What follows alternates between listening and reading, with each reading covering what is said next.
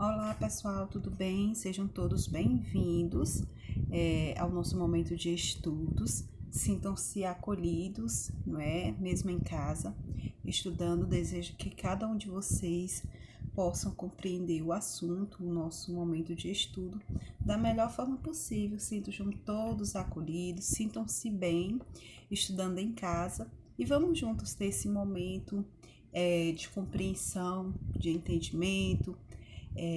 Mesmo se protegendo em casa, o conteúdo chega até você da melhor forma possível. Pois muito bem, meus amigos, olha só que interessante o que nós iremos estudar hoje. Nós iremos estudar sobre modos verbais. Nós estamos vendo, né, sobre os verbos, estudamos suas conjugações, suas terminações.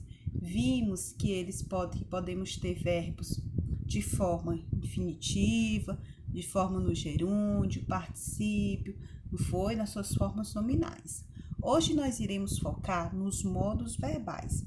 Mas antes, eu queria que você prestasse bastante atenção com relação a algumas conjugações de uns verbos, principalmente com relação ao verbo pôr, né, ao verbo pôr, porque ele é um verbo irregular que faz algumas alterações que a gente viu, né, em aulas anteriores, na sua forma de conjugar. A gente percebe que o seu radical ele muda em algumas variações. Pois muito bem, pessoal. Quando falamos em modo, quer dizer o que, pessoal? Olha só, prestem bastante atenção aqui. O modo, tá? Ele vai variar a forma do verbo, como ele se encontra, para indicar o modo em que ocorre o fato. Então, ele vai variar a sua forma, indicando como ele pode ocorrer, tanto no indicativo, quanto no subjuntivo, e assim também no imperativo. O verbo no indicativo, ele vai trazer uma ideia de certeza, algo certo, indica uma realidade. Quer um exemplo? Olha só, eu sempre estudo. Eu estou indicando aqui para vocês uma certeza de que eu sempre estudo. Traz uma ideia, eu sempre estudo. Então, o estudo aí traz essa ideia de ser um verbo no modo indicativo. O estudo aí apresenta de forma certa. Você não tem nenhuma dúvida de que você está estudando, e sim você tem uma certeza que você sempre estuda. Então, o verbo estudar, tá? O verbo estudar aqui, ele vai trazer essa ideia de um verbo no modo indicativo, por trazer para cada um de nós uma certeza. Temos também o modo subjuntivo. O modo subjuntivo é aquele modo que indica uma dúvida, que levanta uma hipótese, uma possibilidade. Pode ser, pode não ser, tá? É aquela ideia duvidosa. Como, por exemplo, talvez eu estude amanhã, talvez, né? Eu não estou dizendo que eu vou estudar amanhã.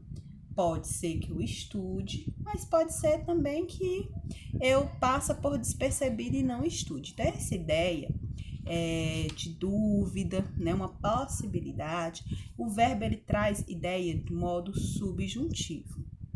Vamos aqui agora, pessoal, estudar o modo imperativo.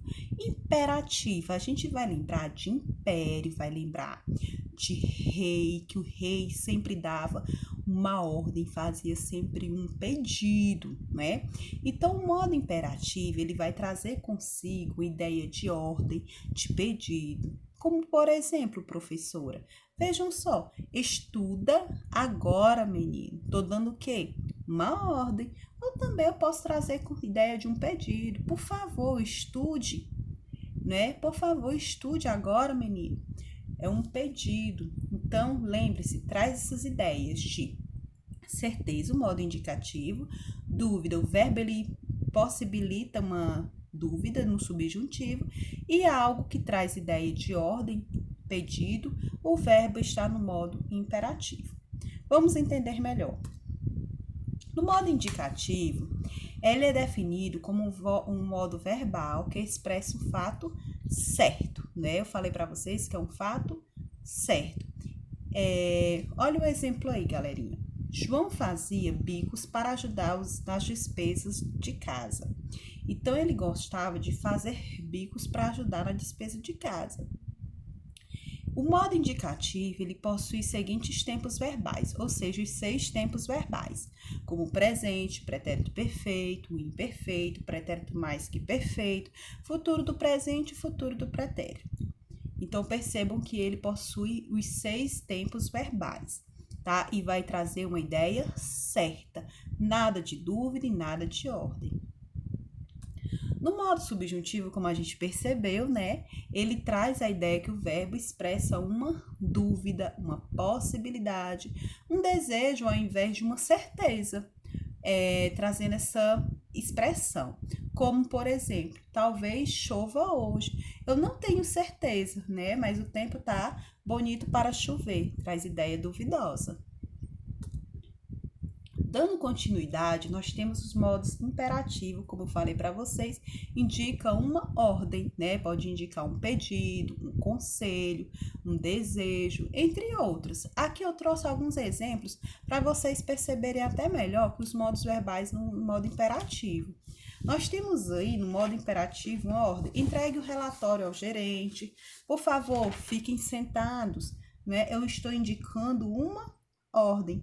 Lembrando que, só uma ressalva, que é para vocês perceberem que no modo subjuntivo nós temos tanto no presente como pretérito e também no futuro. E no imperativo nós temos ele em forma afirmativa e negativa. Então, responda às atividades propostas e até o nosso próximo encontro.